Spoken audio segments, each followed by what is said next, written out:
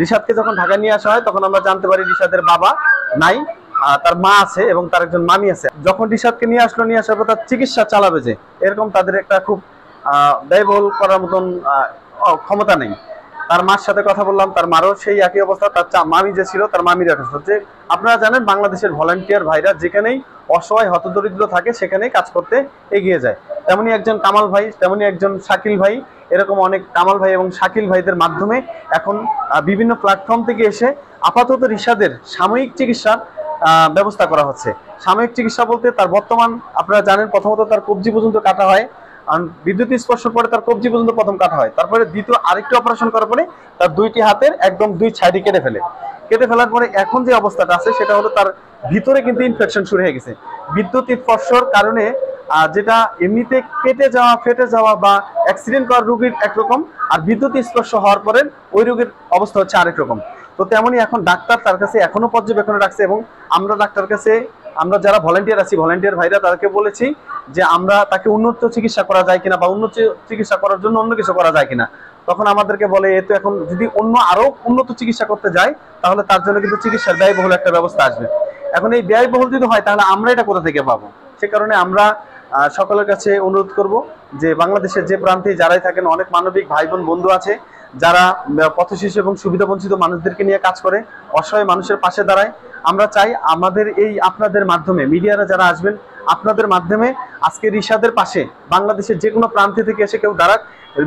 ওর চিকিৎসা ব্যবস্থা শুধু নয়, তার জীবন চলার মতন গতি এবং ভবিষ্যতে সে কিছু করে খেতে পারবে এরকম কিছু করুক। পাশাপাশি যারা এই মানবিক ভলান্টিয়ার, আপনারা জানেন যে ঢাকা শহরের বিভিন্ন প্রাণকেন্দ্রে রিশাদকে নিয়ে বিভিন্ন কালেকশন করেছে। গতকালকেও আমাদের বক্স কালেকশন করার চেষ্টা করেছে। এখন রিশাদের প্রত্যেক দিনের একটা করে ইঞ্জেকশনের দাম 1000 টাকা, 3টা ইঞ্জেকশনের দাম 3000 টাকা। 4জন মানুষ 5জন মানুষ, 4জন মানুষ থাকতে যায়, তার পিছনে প্রত্যেক দিন খরচ হচ্ছে 4 থেকে 5000, 6000, 7000 টাকা করে। এই ব্যয়বহুলটা কিন্তু একজন ভলান্টিয়ার দ্বারা সম্ভব না। দেশে অনেক মানবিক ভাই বোন বন্ধু আছেন, আপনাদের কাছে অনুরোধ রাখলাম এই ভোলাচর ফ্যাশনের, আমরা এখন তাকে বলবো এতিম, এই এতিম ছেলেটার পাশে এসে দাঁড়ান। আমরা যারা ভলান্টিয়ার আছি তারা আমরাও আছি, আপনারাও আসেন। আপনারা এসে মিডিয়ার সকলের কাছে অনুরোধ করব, সকল মিডিয়া আসবেন এবং ভোলার এই চর ফ্যাশনের রিশাদের পাশে দাঁড়াবেন। আমি আজকে যখন ওরে দুপুরে খাবার দিতে আসছি তখন ও হচ্ছে ওর আম্মুকে বলতেছে যে ভাইয়া মাঝে মাঝে এসে আবার চলে যায়, কেন সবসময় থাকতে পারে না। ওরে হচ্ছে প্রায় প্রতিদিন 2 থেকে 3 ঘন্টা সময় দেওয়া হয়। ওরে আমরা সর্বোচ্চ চেষ্টা করি ওরে হাসানোর চেষ্টা করি, কারণ ডাক্তার বলছে ও যে ট্র্যাজেডির ভেতর দিয়ে যাচ্ছে, ওরে যদি আমরা সবসময় হাসি খুশির মধ্যে না রাখতে পারি যে বড় ধরনের একটা দুর্ঘটনা ঘটে যেতে পারে। আর আসলে পৃথিবীতে মানবিকতা বলে একটা শব্দ আছে, আমরা ওইটা বিশ্বাস করে আমরা হচ্ছে সম্মিলিত ভলান্টিয়ার মিলে চেষ্টা করতেছি রিশাদ যেন আবার সুস্থ হয়ে বা স্বাভাবিক জীবনে আসতে পারে। জানি ওর হাত তো আমরা ফিরিয়ে দিতে পারবো না, কিন্তু ওর স্বাভাবিক জীবন বা ওর জন্য আমরা একটা স্বাবলম্বী ব্যবস্থা বা ও যাতে নিজেকে অসহায় না ভাবতে পারে, আমরা ওর জীবন যাতে থেমে না যায়, এই কারণে আমরা সম্মিলিত ভলান্টিয়ার হিসেবে কাজ করতেছি। প্রথম তো অ্যাক্সিডেন্ট হয়েছে, মোটামুটি আমরা 8 তারিখ থেকে 14 তারিখ পর্যন্ত নিজেদের দায়িত্বে যতটুকু সম্ভব ছিল খরচ চালাইছিলাম। পরবর্তীতে আমাদের আর কুলাচ্ছে না, ওই রকম সামর্থ্য নাই। পরবর্তীতে আমরা ফেসবুকে পোস্ট ছাড়ি, ওইভাবেই 1জন 2জন করতে করতে এই ভলান্টিয়ার ভাইদের সাথে পরিচয়। তো তখন থেকে ওনারাই সবটা দেখভাল করতেছে, দেখতেছে। ও আমাদের বাসায় বেড়াইতে আসছিল, মামা বাড়িতে। ওর মামা বাড়িতে আসার পরে বাসার ছাদের উপরে মানে মেন লাইনের তার, তো ওই বাসা, হ্যাঁ হ্যাঁ মেন লাইনের তার, তো ওইটা নতুন বাসা আর কি উপরের দিকে হইতেছে। তো যে ওই তার ধইরা মানে রড ধরছে এক হাতে, আর এক হাতে তার ধইরা মানে জ্বলনি খাইতে গেছিল।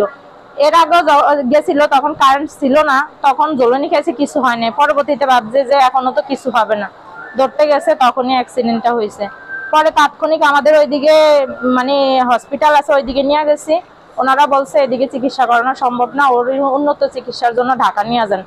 তখনই অ্যাম্বুলেন্স দিয়ে সাথে সাথে ঢাকা নিয়ে আসি, এই আইনা হসপিটালে ভর্তি করলাম। তো ওর বাবা, ওর 2 বছর বয়স থেকে আর ওর মার সাথে ওর সাথে কোনো সম্পর্ক নাই। 2 বছর পর থেকে ও নানা বাড়ি, মামাদের কাছে, মামা নানাদের বাড়িতেই মানে সবার কাছে বেড়ে ওঠা এই পর্যন্ত। তারপর ওর বাবা যখন অ্যাক্সিডেন্ট হয়েছে আমরা কল দিছি, অনেকভাবে চেষ্টা করছি আসার জন্য। তারপরে উনি আসছো, আসার পরে আমাদের কাছে থাকার পরে একদিন পরে কিছু না বলে চলে গেছে। এখন পর্যন্ত ওনার কোনো খোঁজ খবর নাই। উনি বলছে যে ওর যেহেতু হাত দুইটা থাকবো না, ও বাইসা থাকলে ওরও কষ্ট, আমরা দেখবো আমাদেরও কষ্ট। ও তো জীবনে কিছু করিয়া খাইতে পারবে না। টাকা পয়সা কিছু দিচ্ছে? না, ওই রকম কোনো টাকা পয়সা দেয় নাই আমাদেরকে।